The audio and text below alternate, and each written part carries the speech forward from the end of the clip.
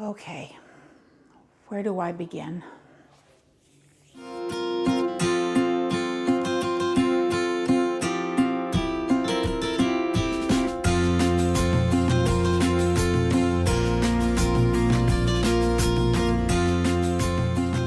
Hey Wishers, welcome back. I'm Erica with Wish You Were Here, wishing you castles, dragons, magic, and more. Today is September 10th, which is Suicide Prevention Action Day. It can also be called Suicide Prevention Awareness Day, but there is a lot of awareness about it and a lot of talk. So, back in 2014, while we were living in Kansas City, we were seeing commercials, not just about Disney World, we were getting that quite often, but about the new and upcoming Diagon Alley that was coming to Universal Orlando. We did not think we would ever get to see a place like that, but it would be so magnificent if we could. Fast forward the end of 2017, a few years later, and my husband, Chris, and I decided that we would take our kids on one last big family outing hurrah to a one-shot deal at Orlando. We were going to go to Disney, we were going to go to Universal, and we were going to see Diagon Alley.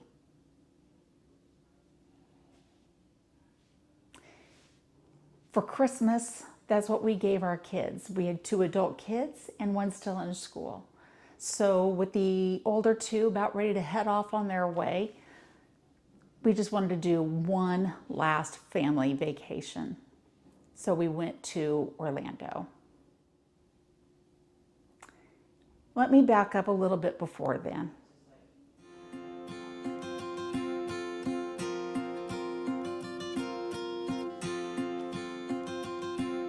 So growing up, I struggled with depression.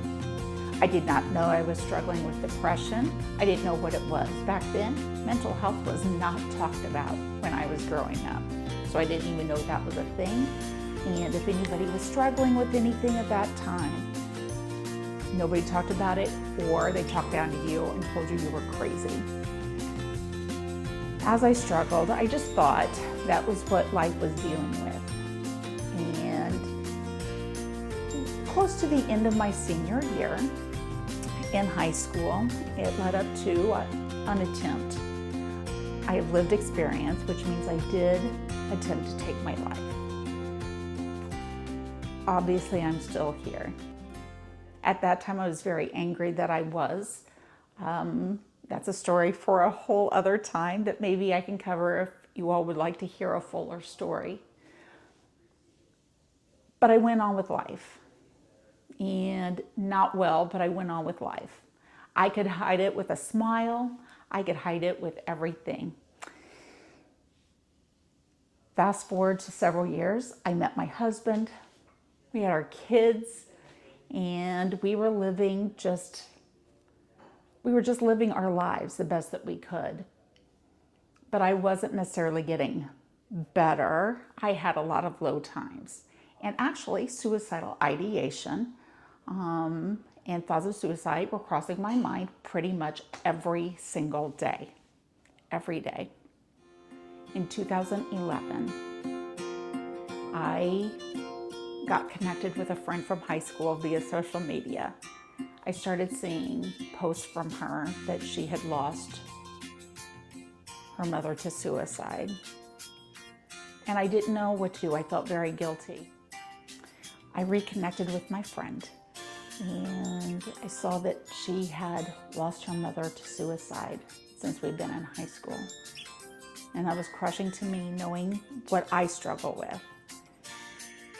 I did the hard thing, and I reached out to her because I had such survivor's guilt that I was still here and her mother wasn't. My dear friend Jennifer more than loved me even more and encouraged me to keep going and wanted me to tell my story. And I wouldn't do it. We had a meteorologist in Kansas City who took his life later that year before I was ready to come forward. And that was a really hard one to take in. So I held off. I opened up about my depression on Mother's Day of 2012. Didn't want anybody coming back at me. It's easy to do a blog post and then just close that lid and hopefully not deal with it, but I cried about that. But I actually got a lot of support from that. On September 10th of 2012, exactly 12 years ago today, I did a blog post where I opened up about my attempt. And I did the same thing. I did it in a blog post. That's how I went public. Very few people knew. And I closed the lid and I went on. I actually got a lot of support. So much so that I moved on and became an advocate for the American Foundation for Suicide Prevention in the Kansas City area. I got to advocate for mental health and suicide prevention through volunteering and through going to the Hill, both on state government and on national government levels, to fight for bills to help with suicide prevention and mental health coverage and to make sure it was on the books. It was a lot, but it was amazing to be able to be in that community. It was 2015 in October where I first verbally told my story at an Out of the Darkness walk, and it was to nearly 900 people. So if that's not nerve-wracking enough talking about it out loud, I told 900 people about it. A few years went by as I kept up my advocacy and kept up volunteering, that some things happened in my life that began to kind of spiral out of control again. And it was really, really difficult. So this actually happened in the middle of planning our family trip to Orlando. When it finally came to a head for me in June of 2018, and I hit another lowest point. If I'd had the means to the method that I would use, I would not be here, but I could not get to that. I got through that, and I will tell you, 6 weeks later, I was in Orlando. I was in Disney World, at Magic Kingdom, looking at Cinderella Castle down Main Street, USA. And I might not have been there to do it. We spent 2 days at Walt Disney World. We spent 2 days at Universal. It was a whirlwind trip. We drove 2 days down. We drove 2 days back. We got to take in the Wizarding World. And I will tell you, we left our heart in Universal at the end of that trip. And we were gutted that we would never be able to make it back. That was a one and done trip. And we were so sad we couldn't come back. A year later, after the big family trip, my husband decided that our youngest and the two of us would go as a family of 3, and we could make it back to Universal. So we planned another trip. So lo and behold, we made it back, and Universal was our focus. And then it was gut-wrenching knowing that that was going to be it. We were never going to make it back. But we kept hearing about something called Halloween Horror Nights, which was not our thing. We knew about Mickey's Not So Scary, which I really wanted to do because I really wanted to see the Sanderson sisters. So we made a plan that we would come back the following year and we would try Halloween Horror Nights because the gore thing wasn't really our deal, but we were going to come back for Mickey's Not So Scary Halloween party. The pandemic hit right at the time we had just decided on dates and we were about ready to purchase our tickets and our flights, and everything shut down. That's when we found out later that year, as things kind of got up and going with big restrictions. But we heard about Universal's Mardi Gras event. So my husband figured out that we could probably, just he and I, go for 2 or 3 days at Mardi Gras to give it a try in 2021. We knew it would never be like that again, the way that it was set up, but it was a way to dip our toe in. So we took our big kid trip in March of 2021 with a lot of restrictions, but it was a great time. And that's where we started falling in love with Universal even more. It was on that trip that we got onto the Mummy. And as we came forward onto the Mummy up front, we saw 2 team members talking, and one came over and said,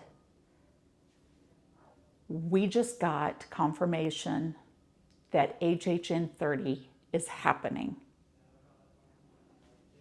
Before the public found out and before it was broadcast, we got it straight from a team member who had just got the news.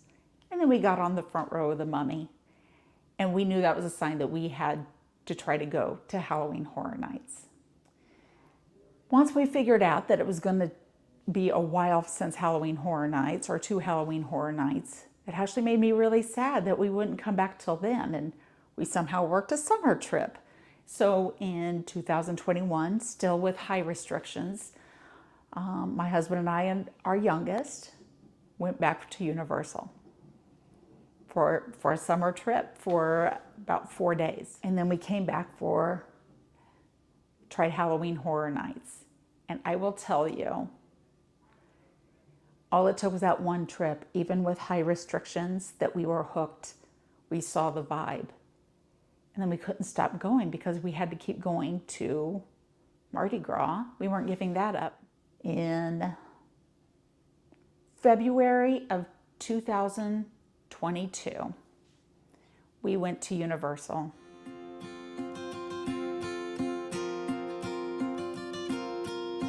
For Mardi Gras. And we made so many more connections than we had. We met people, we had discussions, people, and it hit different. We knew we were coming back, but we were sad that we had to leave that time. And it just really spoke. And that's where, shortly after we got back, my husband looked at me on a trip to At Home and said, "Sometimes I think we should just move," which is not a thing for him. He does not move on any of that. So I didn't respond because I thought he was joking, and then he repeated himself. So I agreed. In February 2022, we made the decision that we were going to make a move to Orlando. It was going to be cheaper than keep traveling anyway. In all of this time, we have kept up with several vloggers that have come to mean a lot to us, even though we didn't talk to them very often. We got excited when we would see them in the parks. But I always imagined having a channel. What if we did this? What if I did this? What would that look like?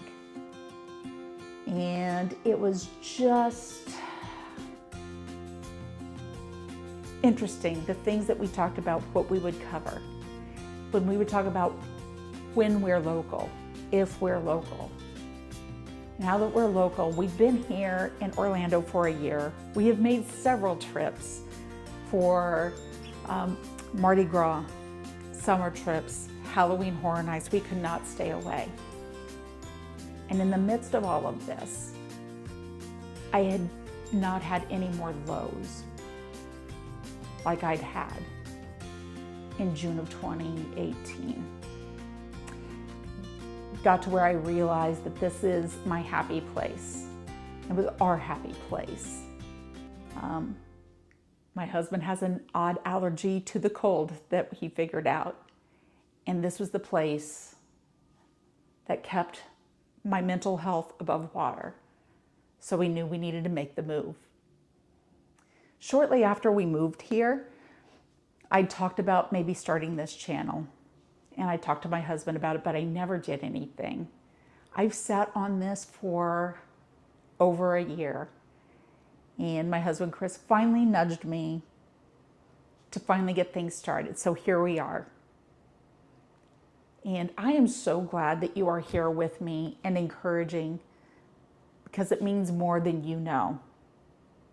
And right now, I want you to know that if this is your happy place, that's awesome, or find your happy place. My way is not everybody's way. If you need, I highly suggest a therapist. If you need medication, take the medication. If you can do it without medication, you don't have to, but do it if you must. Keep a support system. Make that call to 988, which is the new hotline number that I helped fight for years ago. And you can text or call to get things started. If you do not have the energy or motivation to reach out, have somebody do it for you. Somebody close that can get things going for you. Find the help, because you are needed here. And I am so glad that you are here, because I see you. I understand. I do. So now here we are. I'm documenting living life to the fullest in my happy place. And we found ourselves telling friends and family about all of our adventures that we were already doing, and telling them, wish you were here. And that's what kind of stuck. So I hope you keep coming along on my journey. So living life to the fullest, living things out here in my happy place. And I hope it makes you happy too, to at least come and give it a try and see what makes you happy, or what it might inspire you to do. That's my hope for you. I'm really, really, really glad that you are here. Today's video is so much different than the content I have already done. So if you haven't watched those, go back and watch, and so you can kind of keep up as to where we're at here. It's also going to be a very different video than most that I do in the future. But I am working on some videos for you that I am looking so forward to bring to you. So keep up on that. While you're there, if this video meant anything to you, hit that like button to let me know, and I would really appreciate it.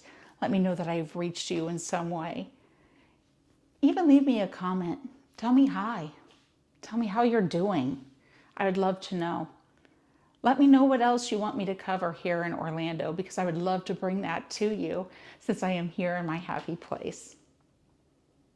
While you're there, if you want to hit that subscribe button, then you can definitely keep up on everything that I have coming your way. And I do have stuff coming I'm really excited about. And if you want to be one of the first to watch and keep up, hit that bell notification. You'll know exactly when I drop a new video. In the meantime, I wish you love, all the love, sunscreen and Dramamine. And I want you to make it to tomorrow's sunrise, because you are worth it. And at the same time, wish you were here. Bye.